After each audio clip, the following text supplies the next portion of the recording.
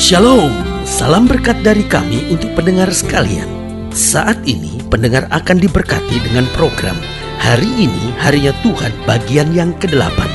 Sebuah program rohani tentang doktrin Alkitab yang menolong kita untuk semakin tertanam dalam kebenaran firman dan bertumbuh dalam kemuliaan. Bersama hambanya, Pendeta Gilbert Lumwendo, STH.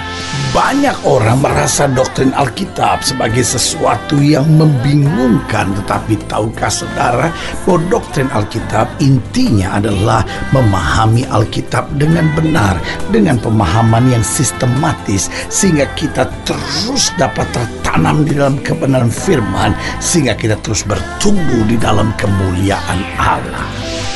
Buka hati saudara sekalian untuk menerima berkat-berkat firman-Nya hari ini.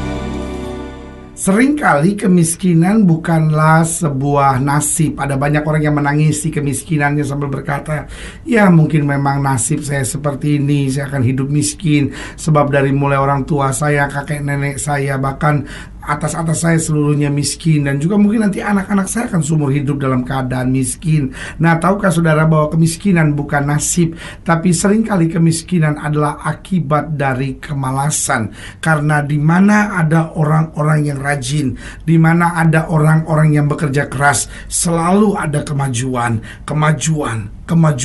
yang akhirnya membawanya pada keberhasilan. Haleluya. Selamat datang dalam program kita Hari Ini Harinya Tuhan, sebuah program rohani yang kembali mengingatkan kepada kita betapa pentingnya kita menjadikan firman Tuhan sebagai dasar keseharian hidup kita. Karena selama kita menjadikan firman Tuhan sebagai dasar keseharian dalam hidup kita, langkah-langkah ke depan kita penuh dengan kepastian, kemenangan, berkat, mujizat, dan perkara-perkara yang besar. Haleluya. Dan dalam program ini kita memang sedang membahas tentang pemalas. Nah, saudaraku yang kekasih dalam Tuhan, kemalasan mengakibatkan kemiskinan.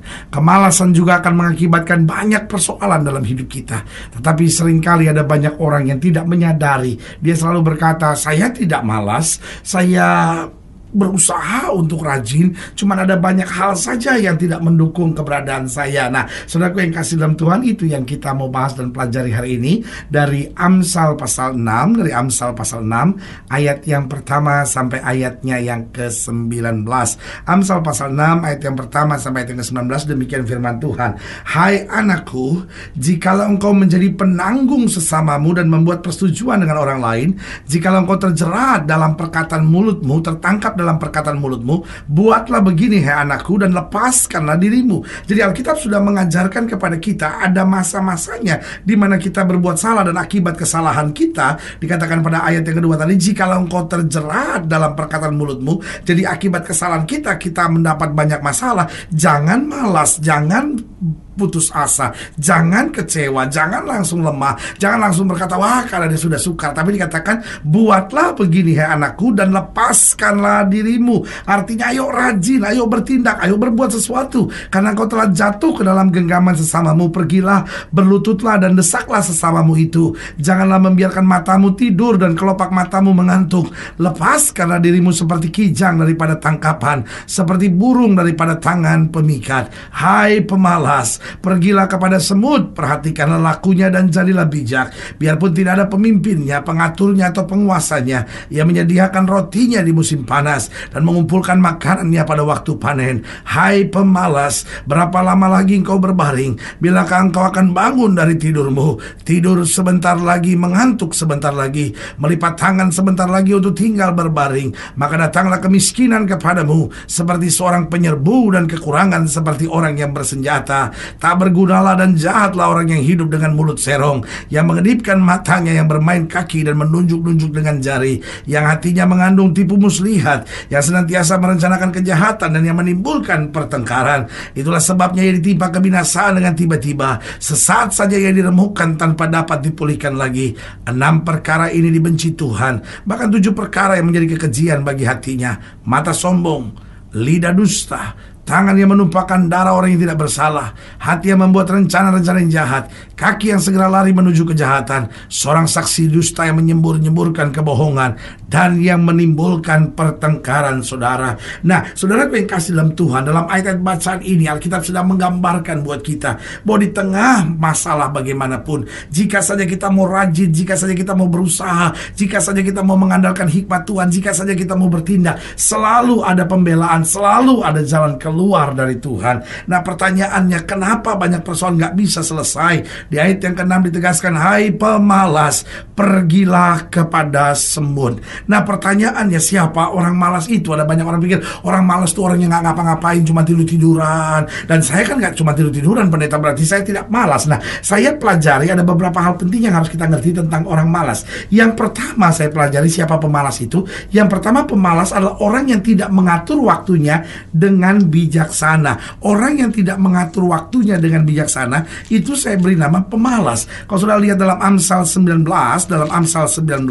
di ayat yang ke-15 dikatakan demikian, kemalasan mendatangkan tidur nyenyak, dan orang yang lamban akan menderita lapar. Jadi dikatakan jelas bahwa kemalasan akan mengakibatkan tidur nyenyak. Jadi orang malas itu yang pertama bukan hanya orang yang terus tidur-tiduran, bukan, tapi orang yang tidak mengatur waktunya dengan bijaksana. Artinya apa? Seharusnya dia bekerja, dia justru bermain. Seharusnya dia mengerjakan tugas tanggung jawabnya, dia justru sedang mencari-cari hiburan dalam hidupnya. Nah, orang yang tidak mengatur waktunya dengan bijaksana itu adalah orang malas. Kenapa? Karena dia akan kehilangan hal-hal penting dalam hidupnya. Lalu kemudian dia akan kecewa, aduh kok saya nggak ada waktu ya, kok saya nggak sempat buat ini ya. Bukan persoalan dia nggak ada waktu, dia tidak mengatur waktu dengan bijaksana. Yang kedua saya pelajari siapa pemalas itu. Kalau saudara lihat masih dalam Amsal pasal 19, di dalam Amsal pasal 19 ayatnya yang ke-24, Amsal 19 ayat yang ke-24, saya mau bacakan bagi setiap saudara. Dikatakan di sana, si pemalas mencelup tangannya ke dalam pinggan, tapi tidak juga mengembalikannya ke mulut. Jadi orang malas yang kedua adalah orang yang tidak menyelesaikan apa yang dia mulai. Orang yang malas itu senang punya ide. Jangan sudah pikir bahwa pemalas itu orang yang gak ngapa-ngapain, gak punya ide apa-apa. Loh, orang malas itu senang punya ide, bahkan seringkali memulai sesuatu tapi tidak pernah dia selesaikan. Dia mulai, orang ribut-ribut piara ayam, dia mau piara ayam. Orang ribut-ribut piara ikan, dia mau piara ikan. Orang ribut-ribut mulai usaha roti, dia mau bikin usaha roti. Orang sibuk-sibuk mau bikin restoran nasi goreng, dia sibuk-sibuk bikin restoran nasi goreng. Tetapi dia mulai sesuatu tapi tidak pernah menyelesaikan, tidak pernah mentuntaskan. Itu ciri orang malas. Yang ketiga saya pelajari siapa orang malas. Coba lihat ayat yang ke-6, hai pemalas, pergilah kepada semut, perhatikan lakunya dan jadilah bijak. Jadi yang ketiga saya pelajari orang malas itu adalah orang yang tidak mau belajar. Buat orang malas, dirinya udah cukup baik. Buat orang malas, dia merasa dia selalu sudah mengerjakan yang terbaik. Sehingga orang malas cuma bisa mengkritik orang lain, merasa orang lain salah dan dirinya yang paling benar. Tetapi saudaraku yang kasih dalam Tuhan, orang rajin adalah orang yang mau terus belajar, mau terus mengkoreksi hidupnya sampai hidupnya berkenan di hadapan Tuhan. Yang keempat, siapa yang disebut orang malas? Kalau sudah lihat di dalam ayat yang keempat dari Amsal 20, jadi Amsal 20 ayat yang keempat dikatakan, pada musim dingin si pemalas tidak membajak. Jikalau ia mencari pada musim menuai, maka tidak ada apa-apa. Jadi yang keempat saya pelajari siapa pemalas adalah orang yang selalu menunda-nunda. Jadi pemalas itu selalu menunda-nunda. Wah, ini kan masih dingin, ini kan masih panas, ini kan masih siang, ini kan masih sore, ini kan sudah malam. Jadi dia selalu menunda-nunda sesuatu, nanti saja, besok saja, minggu depan saja. Mungkin dia punya ide bagus, mungkin dia punya rancangan-rancangan yang bagus, tapi dia sedang menunda-nunda sesuatu. Hidup Kristen adalah hidup yang kita tahu kebenaran, kita praktekkan kebenaran. Kebenaran itu memerdekakan hidup kita.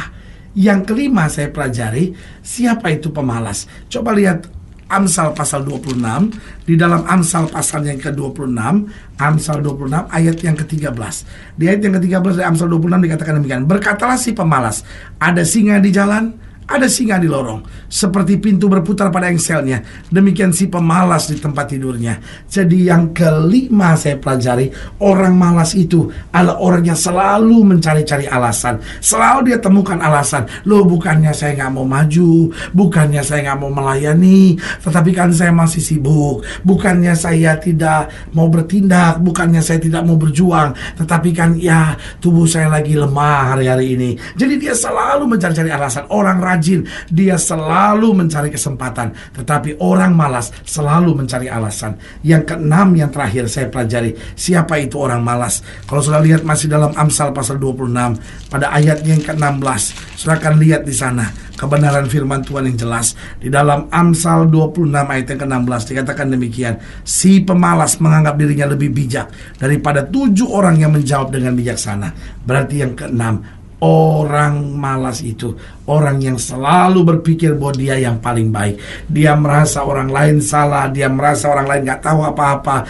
dia merasa orang lain bodoh, cuman dia yang paling pintar. Saudaraku yang kekasih dalam Tuhan, kemalasan akan mendatangkan kemiskinan, kemalasan akan mendatangkan kesulitan dalam hidup kita. Sebagai hamba Allah, saya hanya mau ingatkan buat saudara, mari jadi orang-orang yang rajin. Suami-suami, ayo jadi suami yang rajin. Istri-istri, ayo jadi istri yang rajin. Anak-anak muda dari masa muda saudara, ayo belajar jadi orang rajin. Engkau boleh mendengar program ini dan berkata, pendeta, saya sebetulnya orang miskin sekali. Sebagai hamba Allah, saya mau ingatkan buat saudara, kemiskinan bukan nasib, tapi seringkali kemiskinan akibat dari kemalasan. Engkau harus bangkit, engkau harus berjuang, engkau harus jadi orang rajin. Sudah baca dalam Alkitab, sudah pelajari, Yesus adalah Tuhan yang rajin. Alkitab berkata, pagi-pagi benar ketika hari masih gelap, dia naik ke atas bukit seorang diri dan berdoa. Berarti dia rajin. Dia memulai hari-hari hidupnya ketika hari masih gelap, ketika semua orang masih tertidur. Dia memakai waktu yang terbaik itu untuk datang berdoa. Dia naik ke atas bukit. Berarti ada gerakan yang dia buat, ada tindakan, ada langkah, ada keringat yang bercucuran. Tetapi itu dia jalankan. Itu menggambarkan kepada kita dia Allah yang rajin.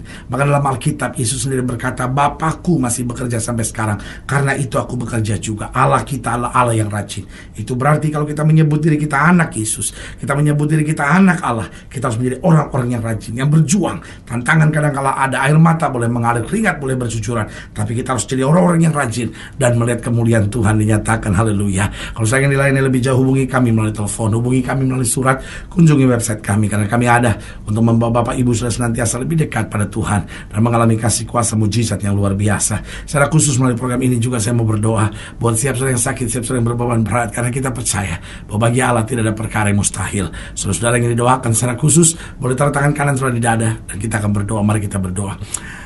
Bapa, dalam nama Yesus, hamba berdoa buat yang sakit, hamba doa buat yang berbeban berat, hamba doa untuk setiap mereka yang sedang dalam pergumulan, khususnya mereka-mereka yang mungkin hari-hari ini menjadi orang-orang yang malas dan ingin bangkit, ingin menjadi orang-orang yang rajin. Bapa, hamba berdoa di dalam nama Yesus, Tuhan jamah, yang sakit Tuhan sembuhkan, yang lemah Tuhan kuatkan, yang susah Tuhan hiburkan, sehingga hal-hal dahsyat dan luar biasa boleh berlaku di dalam hidup umat-Mu. Di dalam nama Yesus kami berdoa, haleluya. Amin. Saudara gue yang kekasih dalam Tuhan, kita sudah berdoa. Ingat, tidak pernah Allah lalai menepati janjinya. Inilah saatnya buat kita untuk bangkit, bersemangat, bersuka cita dalam menghadapi segala perkara. Karena kita tahu Yesus hidup, Yesus mengasihi kita, Yesus punya rencana yang indah buat hidup kita, dan tidak pernah dan tidak akan pernah Yesus mengecewakan kita. Jadi orang-orang yang rajin dan rebut kemenangan di dalam Kristus. Doa saya menyertai saudara. Sampai berjumpa pada program berikut, dan jangan lupa jadikan hari ini harinya Tuhan. Haleluya.